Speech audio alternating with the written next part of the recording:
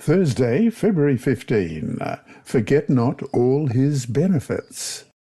Read Psalm 103. How is God's mercy portrayed here? Psalm 103, beginning at verse 1. Bless the Lord, O my soul, and all that is within me. Bless his holy name. Bless the Lord, O my soul, and forget not all his benefits, who forgives all your iniquities, who heals all your diseases, who redeems your life from destruction, who crowns you with loving kindness and tender mercies, who satisfies your mouth with good things, so that your youth is renewed like the eagles. The Lord executes righteousness and justice for all who are oppressed. He made known his ways to Moses, his acts to the children of Israel. The Lord is merciful and gracious, slow to anger and abounding in mercy. He will not always strive with us, nor will he keep his anger forever.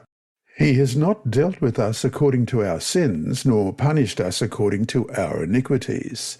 For as the heavens are high above the earth, so great is his mercy toward those who fear him. As far as the east is from the west, so far has he removed our transgressions from us.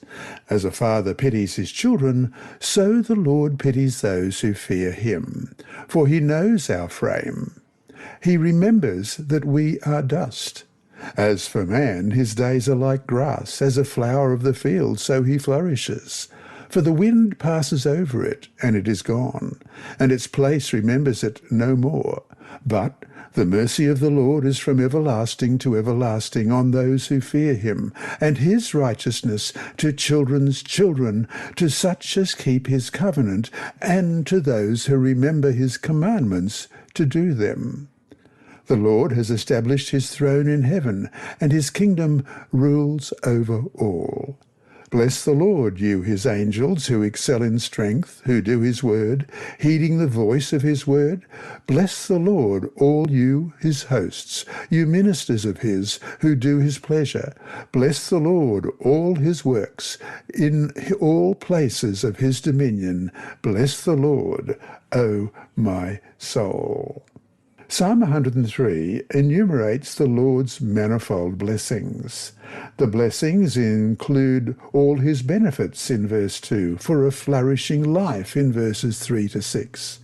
These blessings are grounded in God's gracious character and in his faithfulness to his covenant with Israel as expressed in verses 7 to 18. The Lord remembers human frailty and transience and has compassion on his people in verses 13 to 17. Remembering is more than mere cognitive activity. It involves a commitment that is expressed in action. God delivers and sustains his people in verses 3 to 13. The powerful images in Psalm 103, 11 to 16 illustrate the immeasurable greatness of God's grace, which can be compared only to the infinite vastness of the heavens, as you read in Isaiah 55, verse 9. For as the heavens are higher than the earth, so are my ways higher than your ways, and my thoughts than your thoughts. How then should people respond to God's loving kindness? First, by blessing the Lord, as we read in verses 1 and 2. Blessing is generally understood as an act of bestowing material and spiritual benefits upon someone, as we read in Genesis 49, verse 25, by the God of your father who will help you, and by the Almighty who will bless you, with blessings of heaven above, blessings of the deep that lies beneath, blessings of the breasts and of the womb. And Psalm 5, verse 11, for you, O Lord, will bless the righteous. With favour you will surround him as with a shield. Because God is the source of all blessings, how can human beings bless God? An inferior can bless a superior as a means of thanking or praising him, as we read in 1 Kings 8:66. On the 8th day he sent the people away, and they blessed the king, and went to their tents joyful and glad of heart for all the good that the Lord had done for his servant David, and for Israel, his people, and Job 29, verse 13, the blessing of a perishing man came upon me, and I caused the widow's heart to sing for joy. God blesses people by conferring good on them, and people bless God by praising the good in him, that is, by revering him for his gracious character.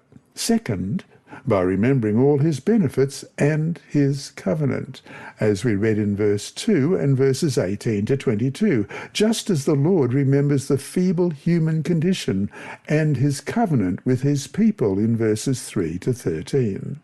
Remembering is a crucial aspect of the relationship between God and his people. Just as God remembers his promises to the people, so the people are indebted to remember God's faithfulness and respond to him with love and obedience. With this idea in mind, these famous words of Ellen G. White are so appropriate, from Desire of Ages, page 83.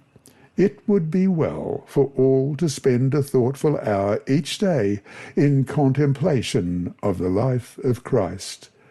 We should take it point by point and let the imagination grasp each scene, especially the closing ones. As we thus dwell upon his great sacrifice for us, our confidence in him will be more constant. Our love will be quickened, and we shall be more deeply imbued with his Spirit. If we would be saved at last, we must learn the lesson of penitence and humiliation at the foot of the cross. End of quote. This lesson was read by Dr. Percy Harrold for Christian Services for the Blind. Sponsored by the Sabbath School Department and distributed through Hope Channel Australia, this podcast is also redistributed by Hope Channel Germany, Christian Record Services for the Blind. It is also available on SoundCloud and through multiple podcast distributors, including Apple iTunes. And you can listen and watch at the same time on YouTube. Remember, God is always faithful.